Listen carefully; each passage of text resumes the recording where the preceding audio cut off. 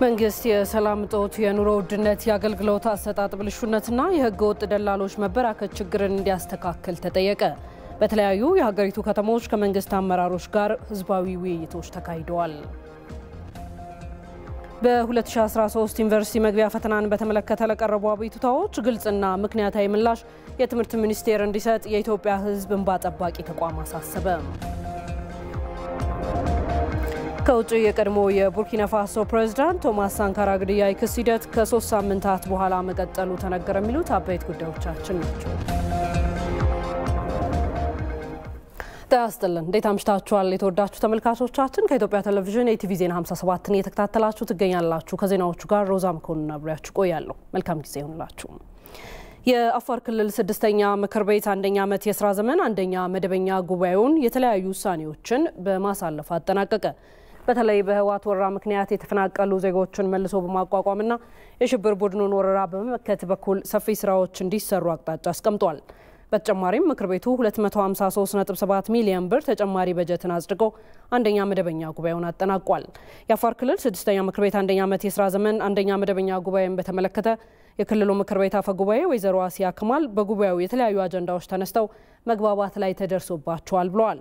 አፈ ጉባኤዋ ለኢትዮጵያ ቴሌቪዥን እንደተናገሩት በጦርነት ሳቢያ የተፈናቀሉ ዜጎችን ወደ ቀያቸው ለመመለስ እንደሚሰራ በጉባኤው መስማማት ላይ የተደረሰበት ጉዳይ ነው ብለዋል። የተፈናቀሉትን ሰዎች ለመመለስ እንደሚሰሩና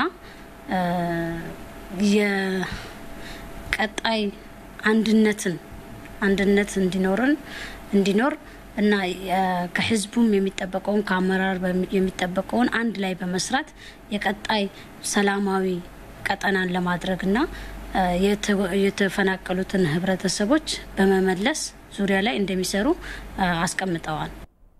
ሪፖርተራችን ተስፋዬ ጫኔ እንደዘገበው በመደበኛ ጉባኤው የህብረተሰቡን የኑሮ ሁኔታ ለማሻሻል የሚረዱ የሰላምና የደህንነት ጉዳዮችም ትኩረት አግኝተዋል ተብሏል። አፈ ጉባኤ ወይዘሮ አሲያ ጉባኤው የኑሮ ውድነት ላይ የተፈጠረውን ችግር ለመከላከል ይሰራልን ብለዋል። ኑሮ ውድነትን በማርገብ ዙሪያ የጸጥታ አካልና አመራሩ ተቀራርበው መስራት እንዳለባቸው እና በቀጣይ ደግሞ የኮንትሮባንዲስቶችን በመቀነስና በመቆጣጠር ዙሪያ ላይ እንደሚሰሩና የኑሮ ውድነትን ለመቀነስ እንደሚተጉ አስቀምጠዋል። በጉራጌ ዞን ህዝቡ የሚያነሳው የክልልን ሁን ተደጋጋሚ ጥያቄ የማያዳግም መልስ እንዲሰጠው የጉራጌ ዞን ህዝብ ጠየቀ። በአገር አቀፍ ደረጃ እየተካሄደ ያለው ውይይት በጉራጌ ዞን ወልቂጤ ከተማ የተካሄደ ሲሆን ህዝቡ ከመልካም አስተዳደር ከመልማትና ከወልቂጤ ከተማ ማስተር ፕላን ጋር የተያያዙ ጥያቄዎችን አንስቷል። ተመስገን ሽፈራው በአገር አቀፍ ደረጃ የመንግስት ከፍተኛ የሥራ ኃላፊዎች ከህዝብ ጋር የሚያደርጉት ውይይት በጉራጌ ዞን ወልቂጤ ከተማም ተካሂዷል። የወልቂጤ ከተማና አካባቢው ህዝብም በዞኑና በከተማ አስተዳደሩ ያሉ ችግሮችን በስፋት አንስቷል። ከምርጫ በፊት ሌሎች አካባቢዎች ጎን ለጎን የክልልነት ጉዳዩ ሲሰጥ እዚህ በሶስት ቋሚ ብሔረሰቦች የጉራጌ ዞን ምክር ቤት ጸድቆ የሄደው የክልልነት ጉዳይ ለምን አይሰጥም? የከተማችንን ማህበረሰባዊ ችግር ለመቅረፍ ከተፈለገ በመጀመሪያ ደረጃ ከተማው አስተዳደራዊ ክልል ወሰኑ ቁርጥ ተደርጎ ማለት ነው። ከዚህ ድረስ ነው አንተ የምታስተዳድረው ህዝብ ያለው ተብሎ ሊነገረው ይገባል። አመራሩ በዛ ነው መለካት ያለበት። በህዝብ የሚነሱ ጥያቄዎችን የግጭት መቀስቀሻ ለማድረግ የሚሞክሩ ግጭት ነጋዴ አመራሮች በዞኑ እንዳሉና እነዚህን ማስታገስ እንደሚገባም ተወያዮቹ አንስተዋል። እባካችሁ ከላይ ጀምሮ እስከ ታች አሁንም ጭር ሲል አልወድም የሚሉ አመራሮች ፈትሹልን። ከላይ ጀምሮ እስከ ታች የክልልነት ጥያቄ ስንጠይቅ ቀቤናና ጉራጌ እንዲጋጭ ይነሳል። ማረቆና መስቃ እንዲጋጭ ይነሳል። ማን ነው ይሄ የሚያነሳው? አንዲትም ህዝብ እንደ ህዝብ ችግር ያለበት ህዝብ የለም። ችግር ያለበት ግን ከላይ እስከ ታች ያለው በውስጣችሁ የተሰገሰጉ ወንበሩ አይነካብኝም ሚሉ ከላይ እስከ ታች ያለ ይሄ ብልጽግና ይፈትሽልን። በውይይቱ ላይ ለተነሱ ጥያቄዎች መልስ የሰጠው የጉራጌ ዞን አስተዳደር የወልቂጤ ከተማ የማስተር ፕላን ጉዳይ ሁሉንም ተጠቃሚ ባደረገ መልኩ ይፈታል ብሏል።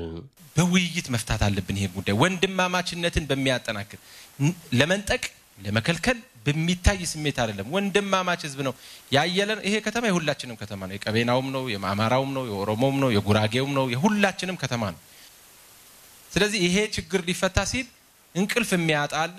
አይ ደግሞ ፈጥኖ ችግር ውስጥ እንግባ ሚላለ ሰክነን ተነጋግረን ተወያይተን ለሁሉም ጥቅም በሚሰጥ መንገድ እንደሆነ ተግባብተን ተመካክረን የምንፈታው ጉዳይ ነው መሆን ያለበት። ስለዚህ እናንተም ያነሳችሁ ትክክል ነው። ችግሩ በዘላቂነት ወንድማማችነትን ባሰፈነ መንገድ የህዝቦችን አንድነት የበለጠ በሚያሳልጥ መንገድ መፈታት አለበት የሚለው እንደ መንግስትም እንደ ፓርቲም የተቀመጠ አቅጣጫ ስለሆነ ከክልሉ ጋር በተጀመረው መንገድ የምንሄድበት እንደሆነ ብናይ በዞኑ በተለይም በወልቂጤ ከተማ አስተዳደር ህገወጥ የመሬት ወረራ በስፋት እንዳለ ህዝቡ በጥያቄ ያነሳ ሲሆን የዞኑ አስተዳደርም ችግሩ እንዳለ አምኗል። ጉብሬ ክፍለ ከተማ ላይ እየተሰራ ያለው የመሬት ወረራ በመንግስት አካላቶች እየፈጸማችሁት ያለው የመሬት ወረራ ልታቆሙ ይገባል።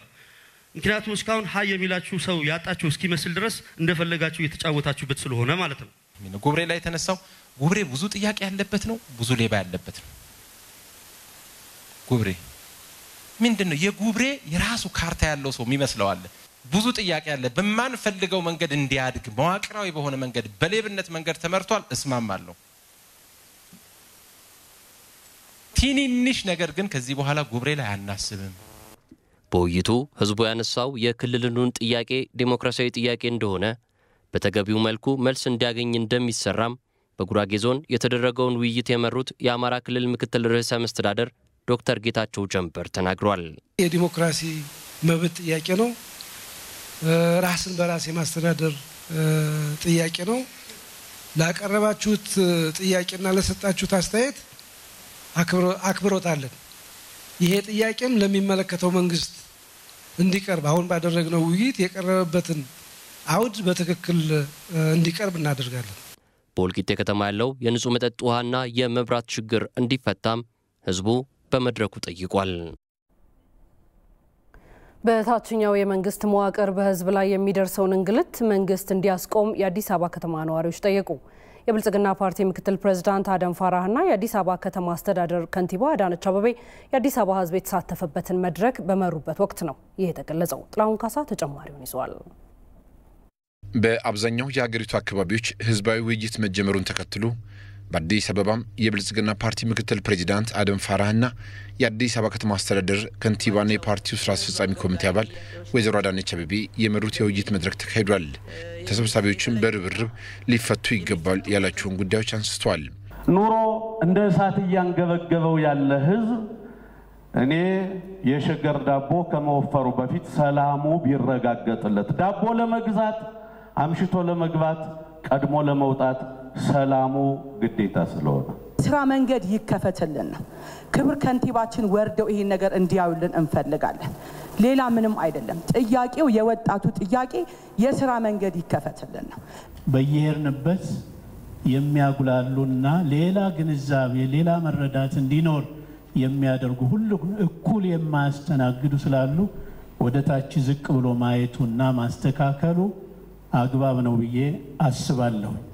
ከዚህ ባሻገር ያስፈጻሚ አቅምና ስነ ምግባርም እንዲፈተሽ ጠይቋል። ተሳታፊዎቹም ብልጽግና ወጥሮ ያዙ ሶስት ነገሮች አሉ እንደኛ አመለካከቱ።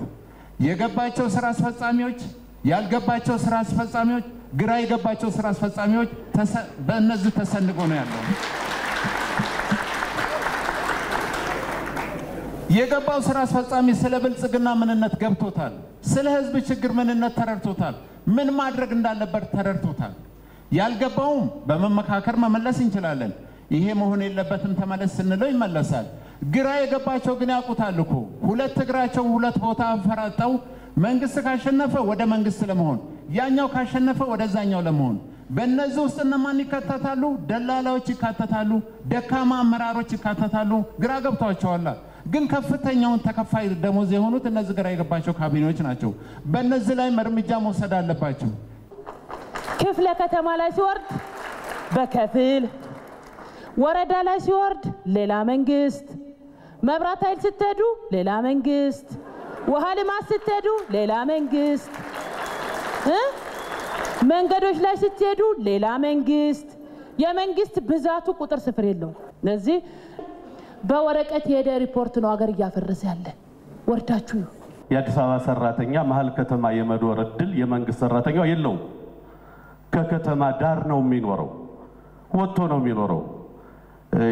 የተሻለው ጭቃ ቤት ሰርቶም ተከራይቶም ትራንስፖርት ባልተመቻቸበት ሁናቴ መጦ ስራ ለመግባት ያለቃውን ግልምጫ ላለማየት ሌሊት መውጣት አምሽቶ መግባት ግድ ይለዋል። የስራ ኃላፊዎቹ የውይይት መድረኩ ለሚነሱ ጥያቄዎች አሁኑኑ ምላሽ ሰጥቶ የሚያበቃ አለመሆኑን አንስተዋል። ችግሮችን በዘላቂነት ለመፍታት ግብ ማስቀመጥ እንደሚጠበቅም ጠቅሰዋል። በርካታ ሀሳቦች ተነስቷል፣ በአግባቡ ይዘናቸዋል። ከዚህ በተጨማሪም ውስጣችሁን በአግባቡ ፈትሹ፣ የታችኛውን መዋቅር አጠናክሩ፣ አመራራችሁን አጥሩ፣ ስራና ሰራተኛን አገናኙ፣ በባለሙያዎች መመራት ያለባቸው ስራዎች በባለሙያዎች እንዲመሩ አድርጉ፣ የውሸት ሪፖርትን ተጠንቀቁ፣ ወርዳችሁ ተሰሩ የተባሉ ስራዎችን በተጨባጭ መሬት ላይ መውረዳቸው እንዲረጋገጥ ትኩረት ስጡ የሚሉና የመሳሰሉትን አንስታቸዋል። ተገቢ ሀሳቦች ናቸው፣ በግብዓትነት የምንወስዳቸው ናቸው። ከፓርቲው ጉባኤ አቅጣጫዎች ጋር በማጣጣም ወደ እቅድ ቀይረን ከየአካባቢ ተጨባጭ ሁኔታ አንፃር በቀጣይ ተግባራዊ የሚሆንበት ሁኔታ ለመፍጠር ነው ጥረት የምናደርገው።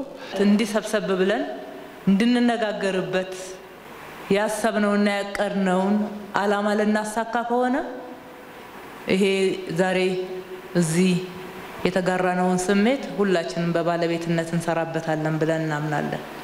እንደጋገፋለን፣ እንደማመጣለን፣ እንተዛዘናለን፣ እንተሳሰባለን፣ ደግሞም ለውጤታማነቱ በጋራ እንተጋለን። የህዝብ ተወካዮች የተሳተፉበት ይህ መድረክ በቀጣይም እስከ ታችኛው የነዋሪዎችና የተቋማት እርከኖች እንደሚቀጥልም ለማወቅ ተችሏል።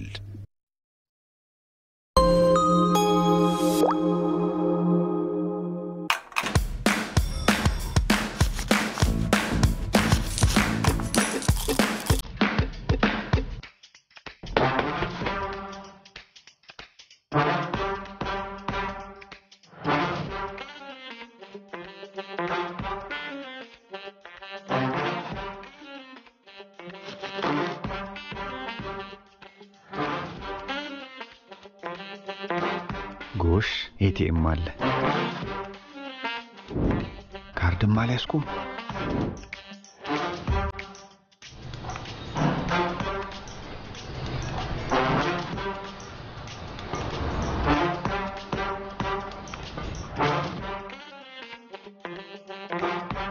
አያስቡ፣ ከኤቲኤም ያለ ካርድ ገንዘብ ማውጣት የሚችሉበት ቀላልና ፈጣን አማራጭ በሲቢኢ ብር ኮከብ 847 መሰላል በመደወል ከተዘረዘሩት አማራጮች ብር ለማውጣት የሚለውን አማራጭ ተጠቅመው የሚፈልጉትን የገንዘብ መጠን ለራሱ ያስገቡ።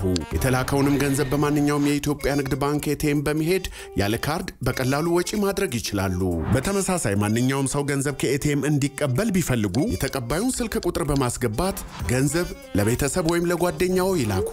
ገንዘብ የተላከለትም ሰው በስልኩ የሚደርሰውን አጭር የጽሑፍ መልእክት ተጠቅሞ ካርድለስ የሚለውን አማራጭ በመምረጥ ብቻ ገንዘቡን ወጪ ማድረግ ይችላል። ሲቢኢ ብር ባሉበት ሁሉ አለ። የኢትዮጵያ ንግድ ባንክ ሁሌም የሚተማመኑበት ባንክ። ኢቲቪ ዜና 57 ላይ ናችሁ። የአዳማ ከተማ ነዋሪዎች የኑሮ ውድነት፣ ሙስናና ጸጥታ ላይ የሚስተዋሉ ችግሮች እንዲፈቱላቸው ጠየቁ። ነዋሪዎቹ ከመንግስት ከፍተኛ የስራ ኃላፊዎች ጋር በወቅታዊ ሀገራዊ ጉዳዮች ዙሪያ ውይይት አድርገዋል። ትግስት ይሻኑ። የመንግስት ከፍተኛ የስራ ኃላፊዎች ከአዳማ ከተማ ነዋሪዎች ጋር በተለያዩ ወቅታዊ ጉዳዮች ዙሪያ ውይይት አካሂዷል። በውይይቱ ህብረተሰቡ የተለያዩ ጥያቄዎችንና አስተያየቶችንም አንስተዋል። ራኮን ከኛ ቃላይንሳ ጅሩ ችግራችን የኑሮ ውድነትና ስራ ነው። የኑሮ ውድነት ከየት ነው የሚመነጨው? አርሶ አደሩ ማምረት አቁሞ ነው ወይስ መንግስት ከውጪ ማስገባት አቁሞ ነው? ይገባል፣ ይታረሳል። የት ገብቶ ነው? ብልጽግናን የማይወዱና ለመጣል የሚሄዱ ከአሸባሪዎች ጋር በመተባበር በየቤቱ የሚደብቁ ህዝብ በመንግስት ላይ እንዲነሳ የሚያደርጉ ነጋዴዎች አሉ። እንዲህ የሚያደርጉትን ውስጣቸውን ተመልከቱ። ኦነግ ሸኔ ማን እንደሆነ አጣርታችሁ እንድትነግሩን እንፈልጋለን። ማን ነው ኦነግ ሸኔ? የት ነው ያለው? ከተማ ነው ወይስ ጫካ ነው ያለው? ማወቅ እንፈልጋለን። ሀቂ ለመናገር ከሆነ አሁን አገልግሎት ለማግኘትም ከሆነ ያለ ብር የለም። የትም ቦታ ብትሄድ አንድ ነገር አታገኝም። እና ስራ አጠቃላይ አሁን በአሁኑ ሰዓት ስራ የሚሰራው በብር ነው። አገልግሎት የሚሰጠው በብር ነው። ፋይል የሚወጣው በብር ነው። ፊርማ የሚፈረመው በብር ነው። ይሄ በደንብ መታየት ያለበት ነገር ነው የሚሆነው። የኦሮሚያ ክልል ርዕሰ መስተዳድር ሽመልስ አብዲሳ ከተሳታፊዎች ለተነሳላቸው ጥያቄዎች ምላሽ የሰጡ ሲሆን ሆን ተብሎ የኑሮ ውድነት እንዲፈጠር በሚያደርጉ ነጋዴዎች ላይ እርምጃ እየተወሰደ ነው ብለዋል።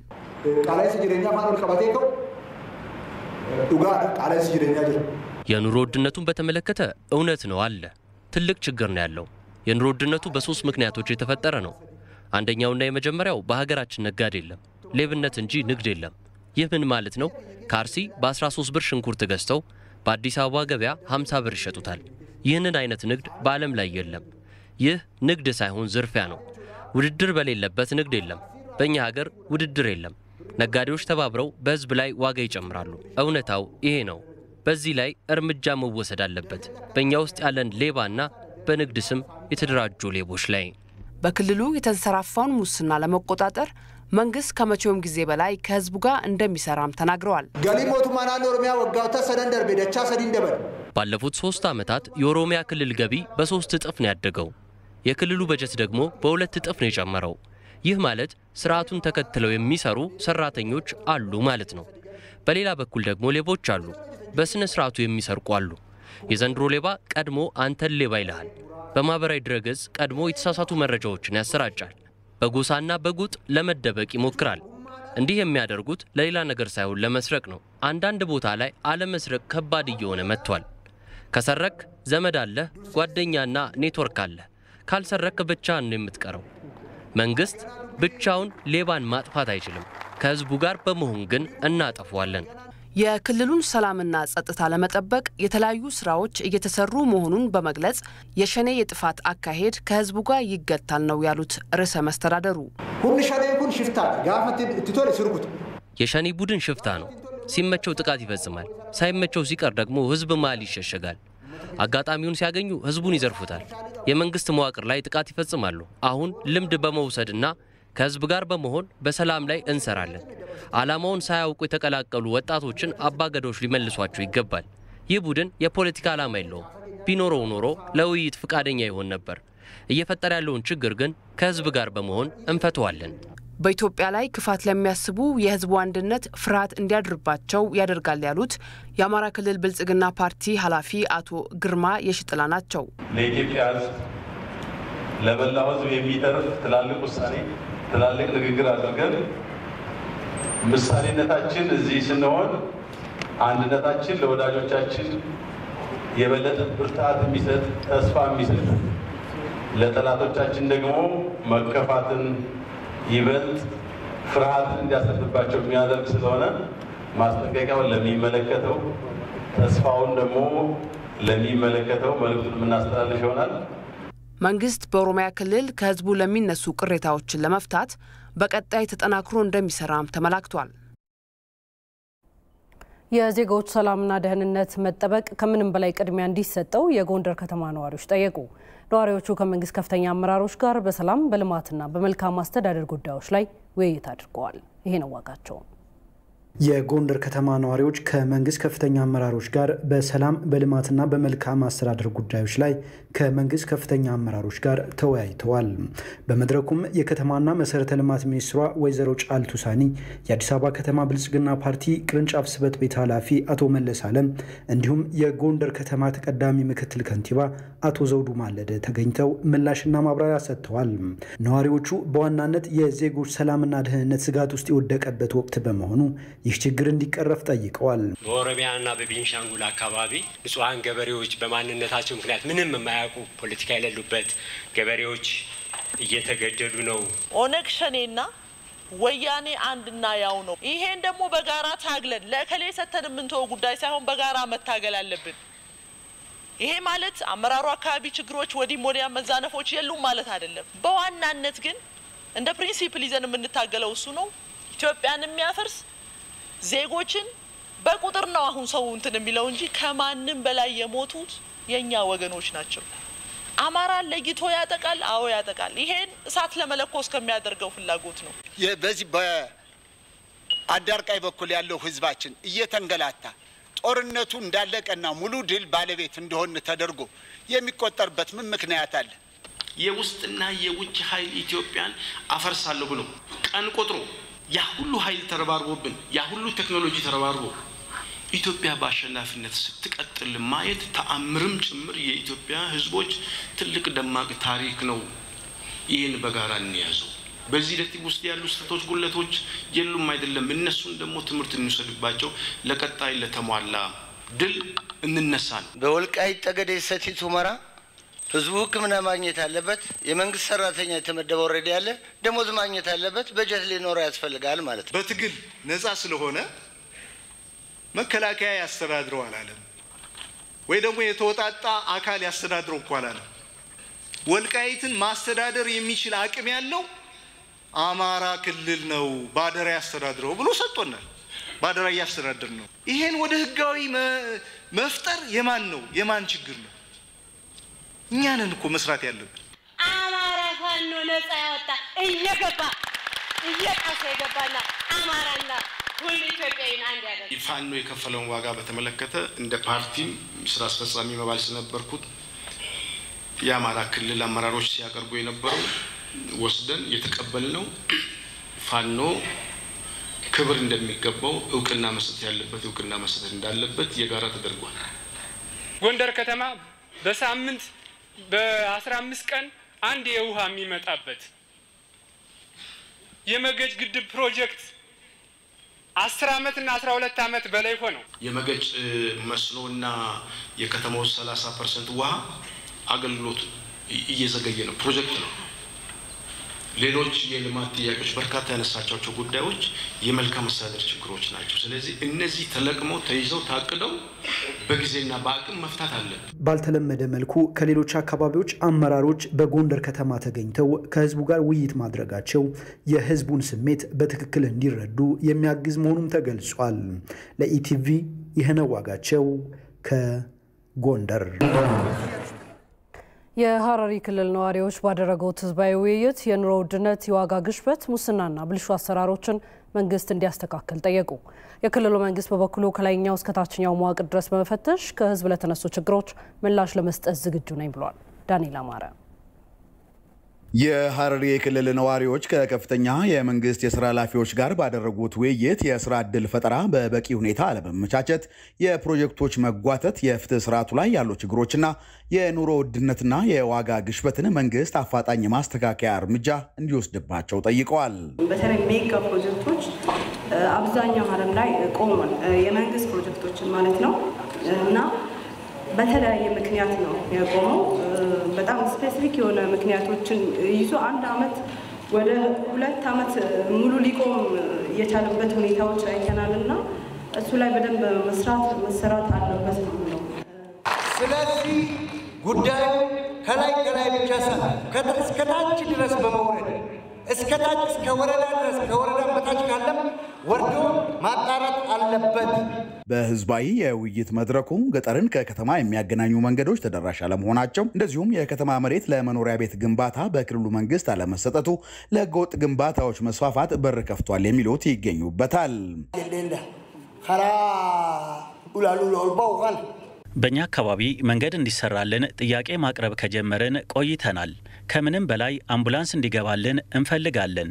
በወሊድ ወቅት በምጥ የተያዙ እናቶችን ወደ ጤና ተቋማት ለማድረስ አንችልም። በዚህም ከፍተኛ መጉላላትና ጉዳት እየደረሰብን ነው። ልማት ስንል ትልቁ የልማት በር ከፋች መንገድ ነው። በእኛ አካባቢ ባለው አስቸጋሪ መንገድ ከአሁን ቀደም 32 ሰዎች በአንድ ቦታ ላይ ህይወታቸውን አጥተዋል። እናም ይህንን መንገድ መንግስት እንዲሰራልን ነው የምንጠይቀው።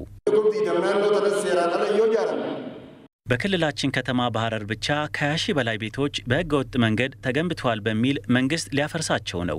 ህገወጥ ቤቶቹ የተገነቡት መንግስት ለመኖሪያ ቤት ግንባታም መሬት ሊያቀርብ ባለመቻሉ ነው።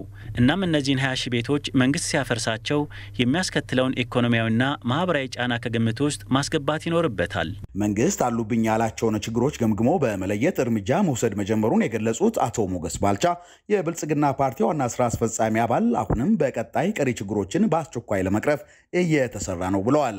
ከመልካም አስተዳደር ጋር አያይዛችሁ ያነሳችሁት ነጥቦች እኛም ውይይት ያደረግነው ይበልጥ አጠናክሩልን፣ ከፍርድ ቤት ጋር ከአቃቤ ሕግ ጋር ከትራፊክ ፖሊስ ጋር ከአገልግሎት አሰጣጥ ጋር ብላችሁ ያነሳችሁት ጉዳይ ይዘናቸዋል። እነዚህን ጉዳዮች እቅዳችን ውስጥ እናስገባ። እርምጃ የወሰድናቸው አሉ። ለምሳሌ ከአመራር ስርዓቱ ጋር መስተካከል አለበት ብላችሁ ያነሳችሁት አለ። ወደ ጉባኤ ከመግባታችን በፊትም እርምጃ የወሰድነው አለ።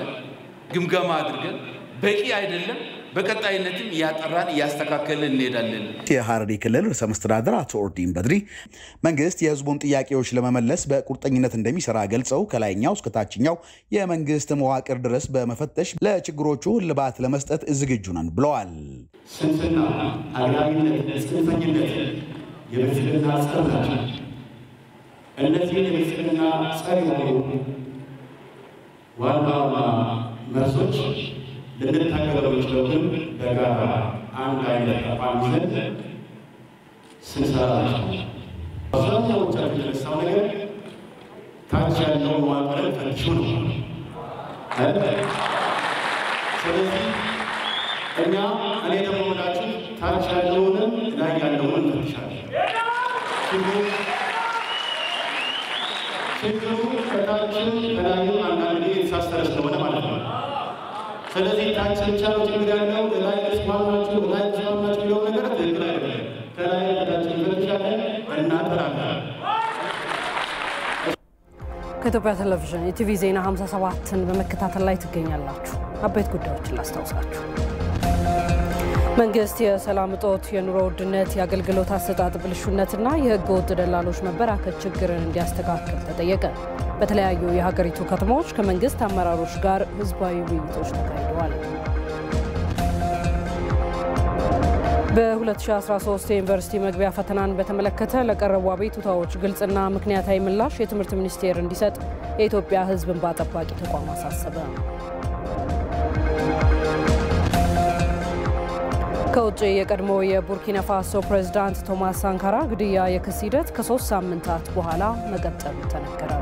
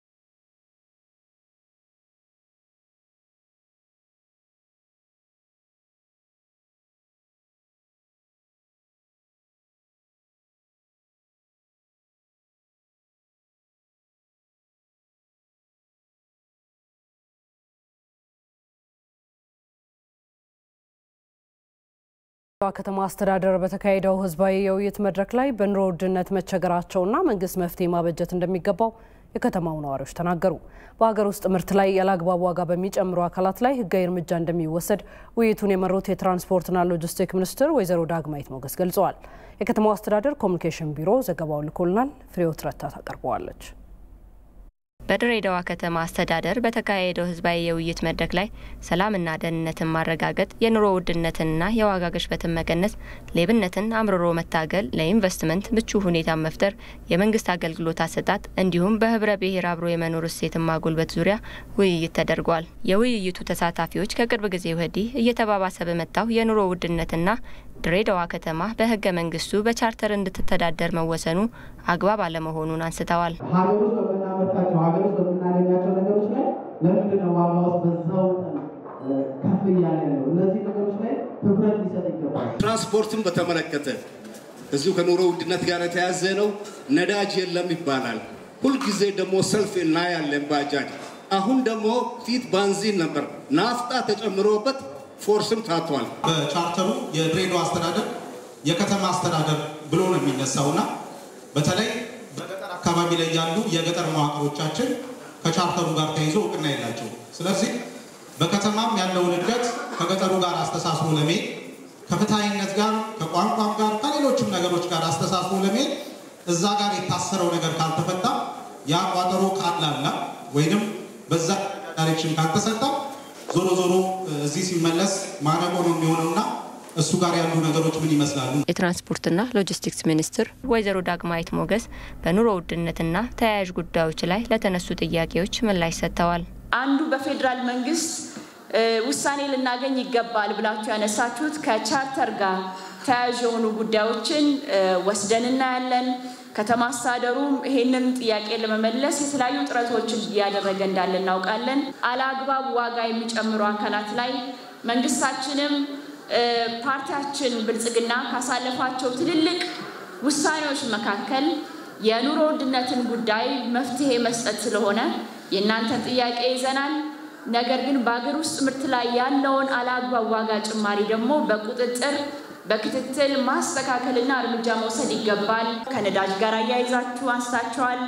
ነዳጅ በሩሲያ ሲቀርብ የነበረው የነዳጅ መጠን በሺዎች የሚቆጠር መጠን በቀን መቅረብ የነበረበት ለዓለም ገበያ እየቀረበ አይደለም። እኛ ደግሞ ነዳጅ ከውጭ ያስገብተን የምንጠቀም ሀገር ነን። ይሄ ራሱ የኑሮ ውድነት ላይ የሚያሳድረው ጫና ቅድም ስታነሱ እንደነበረው እጥረት ላይ የሚያስከትለው ቀጥተኛ የሆነ ተጽዕኖ ስላለ ይሄንን መሻገር ያስፈልጋል። የህብረተሰቡን ሰላም በዘላቂነት ለማረጋገጥ ትኩረት ሰጥቶ እንደሚሰራ የገለጹት ደግሞ የድሬዳዋ ከተማ አስተዳደር ከንቲባ አቶ ከድር ጁዋር ናቸው። አሁንም የጀመርናቸው ነገሮች ዋናው ትኩረታችን ሰላም ላይ ኢንቨስት እናደርጋለን። የህዝብ ጥያቄ ችግር ያለበት ቦታ ንገሩን፣ ማታም ቢሆን እንዞራለን። እውነት ለመነጋገር የተሻለ ነገር እስካለን ድረስ ደግሞ ግን እናንተን አግዙን፣ በጋራ እንሰራለን። በውይይት መድረኩ የመንግስት ከፍተኛ የስራ ኃላፊዎች፣ የሃይማኖት አባቶች፣ የሀገር ሽማግሌዎች እንዲሁም አባገዳዎች ተሳታፊ ሆነዋል። ኢቲቪ ዜና 57ን በመከታተል ላይ ትገኛላችሁ። ከህዝባዊ ውይይቶች ወጣ ወዳሉ ጉዳዮቻችን ተሸጋግረናል። በ2013 ዩኒቨርሲቲ መግቢያ ፈተናን በተመለከተ ለቀረቡ አቤቱታዎች ግልጽና ምክንያታዊ ምላሽ የትምህርት ሚኒስቴር እንዲሰጥ የኢትዮጵያ ህዝብ እንባ ጠባቂ ተቋም አሳሰበ። ተቋሙ ያደረገውን የምርመራ ውጤት አስመልክቶ ባወጣው መግለጫ ጦርነትና የጸጥታ ችግር የነበረባቸው አካባቢዎች የተፈተኑ ተማሪዎች በውጤታቸው ላይ የሚኖረው ተጽዕኖ ዳግም መታየት የሚችልበት ሁኔታ እንዲኖር ጠይቋል። ቶማስ ኃይሉ የኢትዮጵያ ህዝብ እንባ ጠባቂ ተቋም የ2013 ዓ.ም የዩኒቨርሲቲ መግቢያ ፈተናን በተመለከተም የቀረቡ ጥቆማዎችና ቅሬታዎችን መሰረት በማድረግ ያካሄደውን የምርመራ ግኝት ይፋ አድርጓል። በዚህም የፈተናው እርምት ላይ የተፈጠሩ ስህተቶችን በድጋሚ እንዲታይላቸው በፈተናዎች ኤጀንሲ ተገኝተው የጠየቁ ተማሪዎች ቅሬታቸውን ተቀብሎ የሚያስተናግዳቸው እንዳላገኙ የእንባ ጠባቂ ተቋም መርማሪዎች በቦታው ተገኝተው መመልከታቸውን ተቋሙ በመግለጫው ላይ አስረድቷል። ይልቁንም ኤጀንሲው የተነሱ ቅሬታዎችን የሚመለከቱት የትምህርት ሚኒስቴር እንደሆኑ በመግለጽ ቅሬታ አቅራቢዎችን ወደ ሚኒስትሩ እንዲሄዱ ጠይቋል። ነገር ግን ማንኛውም ዜጋ በመንግስት ተቋማት አገልግሎት አሰጣጥ ላይ ያለውን ቅሬታ ለሚመለከተው አገልግሎት ሰጪ ተቋም የማቅረብ መብት እንዳለውና ቅሬታው የቀረበበት አካልም ቅሬታውን ተቀብሎ ያለምንም ገደብ ምላሽ የመስጠት ግዴታ ያለበት ቢሆንም የፈተናዎች ኤጀንሲና ትምህርት ሚኒስቴር የተሰጣቸውን ኃላፊነት ከመወጣት ይልቅ ቅሬታዎችን አጣርተን ጨርሰናል፣ ጉዳዩ እኛን አይመለከትም በሚሉ ተገቢ ባልሆኑ ምክንያቶች የተማሪዎችን ቅሬታ ለመቀበል ፈቃደኛ ባለመሆናቸው አስተዳደራዊ በደል መሆኑን ተቋሙ ባካሄደው የምርመራ ግኝት አመላክቷል። በሌላ በኩል የሀገር አቀፍ የፈተናዎች ኤጀንሲ ለቀረቡለት ከ20 ሺህ በላይ ቅሬታዎች ምላሽ እንደሰጠ ቢገልጽም አብዛኞቹ ቅሬታዎች በኦንላይን የተሰጡ መሆናቸውና ለአቤቱታዎቹ የተሰጠው ምላሽም እንደቀረበው ቅሬታ አይነት በመለየት ሳይሆን ለሁሉም ቅሬታዎች ተመሳሳይ ምላሽ ማለትም ቅሬታው የታየ መሆኑን ብቻ የሚገልጽ ምላሽ ነው የተሰጠው። የአሰራር ደግሞ በአቤቱታ አቅራቢዎች ላይ ቅሬታን የፈጠረ መሆኑን ማረጋገጥም እንደተቻለ የተቋሙ የምርመራ ውጤት አመላክቷል። የ2013 የትምህርት ዘመን የዩኒቨርሲቲ መግቢያ ፈተና በሁለት ዙር እንደመሰጠቱ በተለይ የሁለተኛው ዙር ፈተና እርማት ላይ ስህተቶች የተፈጠሩ መሆኑን የሀገር አቀፍ ፈተናዎች ኤጀንሲ በምርመራ ሂደት ወቅት ለተቋሙ መርማሪዎች አረጋግጧል። በተጨባጭም የእርማት ስህተት አለ በሚል ቅሬታ ካቀረቡት ተፈታኝ ተማሪዎች መካከል ድጋሚ እርማት በተደረገበት ወቅት ስህተት የተፈጠረ መሆኑን ማሳያ ወይንም ማረጋገጫ መሆን የሚችሉ የማስተካከያ እርማቶችና ውጤቶች መከሰታቸውን በእርማት ሂደቱ ላይ ችግሮች መፈጠራቸውን የሚያረጋግጡ ማስረጃዎች መሆናቸውን ተቋሙ በምርመራው አረጋግጧል። ፈተናው በሚሰጥበት ወቅት የጦርነትና የጸጥታ ችግሮች በነበሩባቸው አካባቢዎች ፈተናውን የወሰዱ ተማሪዎች በልዩ ሁኔታ የዩኒቨርሲቲ መግቢያ ነጥብ ሊወሰንልን ይገባል በሚል የቀረበውን ጥቆማ በሚመለከት የትምህርት ሚኒስቴር ጉዳዩን አስመልክቶ ለሚዲያ አካላት በሰጠው ምላሽ እንደገለጸው የዩኒቨርሲቲ መግቢያ ነጥብ ላይ በልዩ ሁኔታ ሊታይ የሚችል ጉዳይ እንደሌለና የመግቢያ ነጥቡ ላይ ማሻሻያ እንደማይደረግ ማስታወቁም በጦርነትና የጸጥታ ችግሮች ባሉባቸው አካባቢዎች በተፈታኝ ተማሪዎች ላይ የሚፈጥረው ተጽዕኖ የሚታወቅ ሆኖ ሳለም በትምህርት ሚኒስቴር በኩል ይህንን ጉዳይ በአግባቡና በጥሞና ሳይታይ እንዲሁም ሳይፈተሽ በጥቅሉ ወደ ዩኒቨርሲቲ መግቢያ ነጥብ አወሳሰን ላይ የሚታይ ነገር የለም በሚል በይፋ በሚዲያ ውሳኔ ማሳወቁ ከመልካም አስተዳደር መሪዎች አኳያ ተገቢ የሆነ ውሳኔ አለመሆኑን ተቋሙ በምርመራው አረጋግጧል። በምርመራው ውጤት ላይ ተቋሙ እንደ መፍትሄ ሀሳብ ካቀረባቸው ነጥቦች መካከል በኦንላይንና ሁሉንም አማራጮች ተጠቅሞ አብይታዎችን በመቀበል ተገቢውን የሰው ኃይል በመመደብን ጭምር ለቅሬታዎች ግልጽና ምክንያታዊ ምላሽ እንዲሰጥ ምላሾቹን በአግባቡ ተገቢ ቁጥጥር እንዲደረግባቸው እንዲሁም በ2013 ዓ.ም የትምህርት ዘመን በሁለተኛ ዙር የዩኒቨርሲቲ መግቢያ ፈተና የወሰዱ ተማሪዎች የፈተና እርማት ሂደት ላይ ስህተቶች በመፈጠራቸው በሁለተኛ ዙር እርማት ተጨማሪ ስህተት አለመኖሩን ድርጅቱ የሚያረጋግጥበትን ስርዓትን ዘርግቶ ለአቤት ባዮች አጥጋቢ ምላሽ ሊሰጥ እንደሚገባ ተቋሙ አስታውቋል። በተጨማሪም የትምህርት ሚኒስቴር በጦርነትና በጸጥታ ችግር በነበረባቸው አካባቢዎች የተመዘገበውን የተማሪ ውጤት በአንጻራዊነት ሰላም በነበረባቸው አካባቢዎች ከተፈተኑ ተማሪዎች ውጤት ጋር ያለውን ልዩነት ወይንም ተቀራራቢነት በማየትና በሚገኘው ግኝት መሰረት የተማሪዎች ወደ መንግስት የከፍተኛ ትምህርት ተቋማት በሚያስገባው መቅሮጫ ውጤት ላይ የሚኖረው ተጽዕኖ ዳግም ማየት የሚችልበት ሁኔታ እንዲኖር በምርመራው ተመላክቷል። እዚህ ርዕሰ ጉዳይ ላይ ነው የምንቆየው። ተወዳጅ ተመልካቾቻችን ከዚህ ጉዳይ ጋር በተያያዘ ተጨማሪ ማብራሪያ ሊሰጡን የኢትዮጵያ የፈተናዎች ኤጀንሲ ምክትል ዋና ዳይሬክተር አቶ ተፈራ ፈይሳ እዚህ ስቱዲዮአችን ይገኛሉ። ከሳቸው ጋር እንቆያለን። ጤና ይስጥልን አቶ ተፈራ፣ እንኳን ደህና መጡ ብለናል። እንኳን ሰላም ቆያችሁ። መልካም። እንግዲህ ቀደም ሲልም በተወሰነ መልኩ ተከታትለውታል ብዬ አስባለሁ። በፈተና ውጤት ቅሬታ ያቀረቡ ተማሪዎች በአግባቡ ስላለመስተናገዳቸው እንዲሁም ደግሞ የሕዝብ እንባ ጠባቂ ተቋም በምርመራው ስለማረጋገጡ ይፋ አድርጓልና እዚህ ላይ ያላችሁ ምላሽ ምንድነው? እሺ፣ በጣም እናመሰግናለን። እኛም ያው ዜናውን ዛሬ ሰምተናል። እንግዲህ የኢትዮጵያ ሕዝብ እንባ ጠባቂ ተቋም ወደኛ ተቋም በሚመጣበት ጊዜ እኛ በጣም በደስታ እና በጉጉት ተቀብለን ነው ያስረዳናቸው። ለምንድን ነው በተለይ ስለ ፈተና ስለ 12ኛ ክፍል ፈተናን በተመለከተ የተለያዩ ብዥታዎች ስላሉ ህብረተሰብ ውስጥ ይሄንን ብዥታ በማጥራት ደረጃ ትልቅ አስተዋጽኦ ይኖረዋል የሚል እንትን ነው የነበረና ከዚያ አኳያ ብዙ ውይይት ብዙ ነገሮችን አድርገናል። በወቅቱም የተግባባን አድርገን ነው የወሰንነው። ግን ዛሬ ያወጣው በተለይ ከዚህ ከቅሬታ አቀራረብ እና የሁለተኛ ዙር ፈተና የእርማት ስህተት አለበት ተብሎ የወጣው በእኛ በኩል በጣም ስህተት ከእውነት ራቀና በአጠቃላይ ተጨባጭነት የሌለው መግለጫ ነው የወጣውና ስለዚህ በዚህ በሁለቱ ዙሪያ በሁለቱ ነጥብ ላይ ያወጣው ምንም አይነት ተጨባጭ የሌለው መረጃ ነው የሰጠው። አቶ ተፈራ የሕዝብ እንባ ጠባቂ ተቋም ያወጣው መረጃ ስህተት ነው አንቀበለውም እያሉ ነው። በግልጽ አስተናግደናል ቅሬታ አቅራቢዎቻችን ብለው ያምናሉ? ምንድነው የወጣው ስህተት ነው፣ ስህተትም ሳይሆን በጣም ስህተት ነው በሚል ነው የምንወስደውና ይሄንን አንቀበልም። እንግዲህ ይሄንን ስንል ምክንያት ስላለን ነው እንጂ ዝም ብሎ በእንትን አይደለም። አንደኛው ይሄ ከቅሬታ ጋር እንግዲህ የተወያየ ነው ሁለት ጉዳዮች ላይ ነው። አንደኛው ከቅሬታ ጋር ነው ልክ እንትን ያሉት ልክ ነው። ቅሬታን ቀርቧል፣ ምን ያክል ነው የለያቸው ያሉት የሚል ጥያቄ ነው ያቀረቡት። በእኛ በኩል ቅሬታ ፈተናው በይፋ ከተነገረ ጀምሮ በተከታታይ ለ15 ቀን ነው የፈተናዎች ኤጀንሲ ሰው መድቦ ሰው አሰማርቶ ጉዳዩን አጣርቶ ዝርዝር መረጃ ለባለ ጉዳዮቹ ያቀረበው የሰጠው። እንደ አጋጣሚ እዛም እያሉ በነበሩ ጊዜ የተወሰኑ ተማሪዎች ይገቡና ቅሬታቸውን ያቀርቡ ነበር።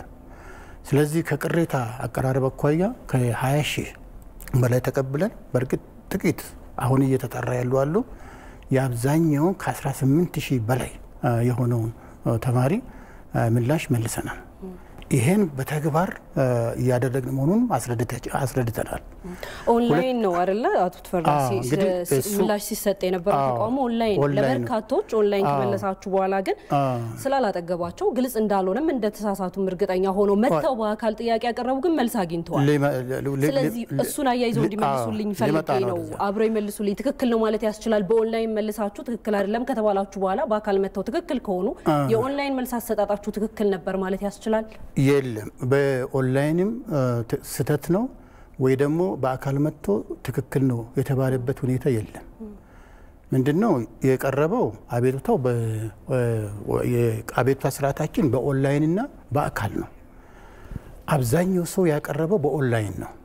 በአካልም ደግሞ አመጥቶ ያቀረቡ ከ1300 በላይ እንትኖች ቅሬታ ያቀረቡ አሉ። ይሄን ደምረን ነው ቅድም 22000 በላይ ያልኩሽ። እቺኛው የተፈጠረችዋ እንግዲህ በቅሬታ አቅርቦ ውጤት የተሻሻለለት አንድም ሰው የለም። የሆነው ምንድነው እዚህ ከዚህ ከሁለተኛ ዙር ፈተና ሁለት ዙር ፈተና በመስጠታችን ምክንያት አንዳንድ የተፈጠሩ ችግሮች አሉ ብለን ያንም አስረድተናቸዋል። ይሄ ከእርማት ጋር አይደለም ከውጤት ጥንቅር ጋር ነው። ውጤቱ በሚጠናቀርበት ጊዜ ወይ ደግሞ ከዋናው ሰርቨር እንግዲህ ፈተናው ሁለት ዙር በሚሰጥበት ጊዜ አንድ ቋት ውስጥ ነው ያለው ፈተናው። ከዚህ ከአንድ ቋት ውስጥ በሚወሰድበት ጊዜ ውጤት ለመግለጽ ማለት ነው የተፈጠረ ቴክኒካል የሆነ የመረጃ አወሳሰድ ችግር አለ። ይሄ አንዳንድ ተማሪዎች ላይ ውጤታቸው ዝቅ ብሎ የነበሩ ከፍ እንድል አድርጓቸዋል። ይሄ አወሳሰድ የዳታ የመረጃ አወሳሰድ እንጂ የእርማት ችግር አይደለም። ዋናው ስለዚህ ይሄ አወሳሰድ ለመስተካከሉ ምን ያህል አሁንስ እየወጡ ያሉ ውጤቶች ከተስተካከሉ በኋላም ያሉት ምን ያህል እርግጠኞች ናቸው? የእርማት ስህተት የተፈጠረ ወይም እርሶ እንዳሉት በዚህ ጉዳይ የተፈጠረ ከሆነ አሁንስ ያለው ውጤት የተገለጸ ያለው ትክክለኛነቱን በምንድነው ማረጋገጥ የሚያስችላችሁ? ትክክል ነው። ምንም አይነት የውጤት ስህተት የለውም። ይሄን እንደገና ተጣርቶ የተወሰኑ ይሄም እኮ የተወሰኑ ትምህርት ተማሪዎች ናቸው። ይሄን ከዋናው ዳታ ሲወሰድ የተፈጠረ ችግር እንጂ በዋነኝነት እንትኖቹን እንትን አይደለም። ስለዚህ ምንድነው እርማትና ውጤት ጥንቁ አወሳሰድ ይለያያል።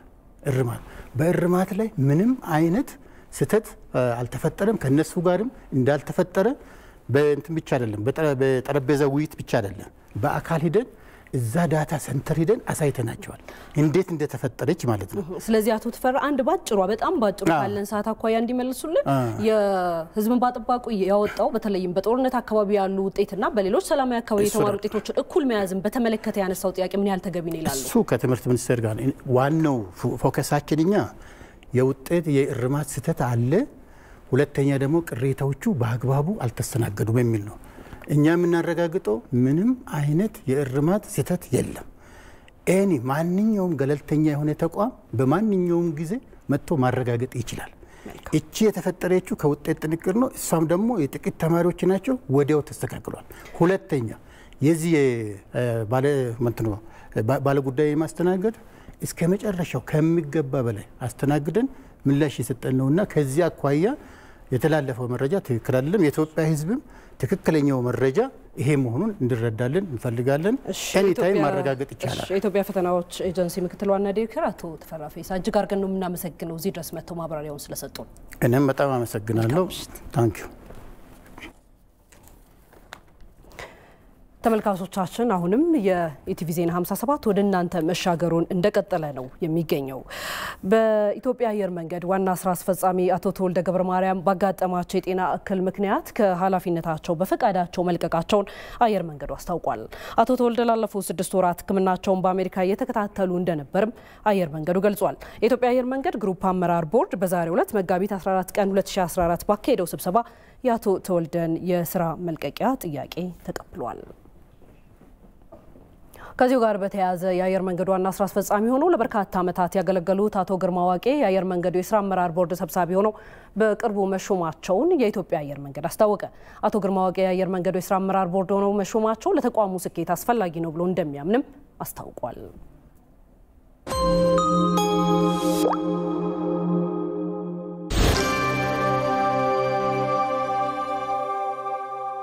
ከአንድ ምዕት ዓመት በተሻገረ የአገልግሎት ዘመናችን የሀገራችን አጠቃላይ የኢኮኖሚ እድገት በማገዝ የላቀ አስተዋጽኦ አበርክተናል። በረጅም ዓመት ልምዳችን ታግዘን አዋጭ የልማት ብድሮችን በመስጠት ለብዙ ተቋማትና ፕሮጀክቶች ስኬት አይነተኛ አጋርነታችንን አስመስክረናል። በሊዝና ፕሮጀክት ፋይናንስ ላይ የተመሰረተ ብድር መስጠታችን ደግሞ መለያችን ነው። አገልግሎታችንን ቀልጣፋና ተደራሽ ያደረጉ ዲስትሪክቶችና የቅርንጫፍ ጽሕፈት ቤቶች በመላው ሀገሪቱ ስትራቴጂካዊ ቦታዎች አሉን። ከውጭ ምንጮች ለአገር ልማት የሚመደበውን ገንዘብ ለታለመለት ዓላማ በማድረስ ዋነኛ የብድር መተላለፊያ ተቋም ሆነናል። በተለይ የውጭ ምንዛሬ ለሚያስገኙ ለግብርናና የግብርና ምርቶች ማቀነባበሪያዎች፣ ፋብሪካዎች እንዲሁም ለማዕድን ኢንዱስትሪዎች የኢንቨስትመንት ብድር እንሰጣለን። የፈጠራ ሐሳቦችንም ፋይናንስ እናደርጋለን። የምንሳተፍባቸው ፕሮጀክቶች ለአካባቢ ጥበቃ ትኩረት መስጠታቸውንም እናረጋግጣለን። የኢትዮጵያ ልማት ባንክ። ወደ ውጭ ዜናችን አለፍን። የቀድሞ የቡርኪና ፋሶ ፕሬዝዳንት ቶማስ ሳንካራ ግድያ የክስ ሂደት ከ3 ሳምንታት በኋላ መቀጠሉ ተነገረ። በተለያዩ ምክንያቶች ለበርካታ ዓመታት የዘገየው የክስ ሂደት ውሳኔን በርካቶች እየተጠባበቁ ስለመገኘታቸውም የተለያዩ የውጭ ምንጮች ዘግበዋል። ተመልካቾቻችን የዕለተ ሮብ ኢቲቪ ዜና 57 ስትከታተሉ ቆይታችኋል። በዚሁ አጠናቀናል። ሮዛ መኮንን አብሬያችሁ ቆይቻለሁ። በያላ